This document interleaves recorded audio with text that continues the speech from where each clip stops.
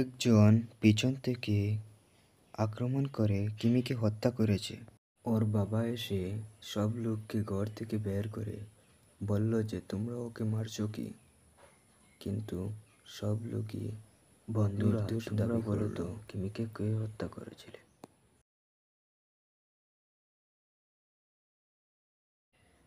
এখানে একটি পেন্টিং করা হয়েছে। এই পেন্টিংটি কে করেছে বলো তো বন্ধুরা? সঠিক উত্তরটি দিবে তার মাথায় বুদ্ধি আছে। এখানে টেবিলের মধ্যে একটি ফুলদানি ছিল, ওটা কে ফেলেছে, কে ভেঙেছে বলো তো বন্ধুরা? সঠিক উত্তর যে দিবে তার মাথায় বুদ্ধি আছে, বলো তো।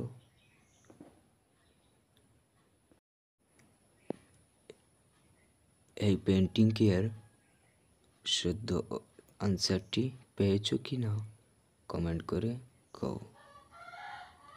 ভিডিওটিকে ভালো লাগলে লাইক কমেন্ট শেয়ার জরুর করো।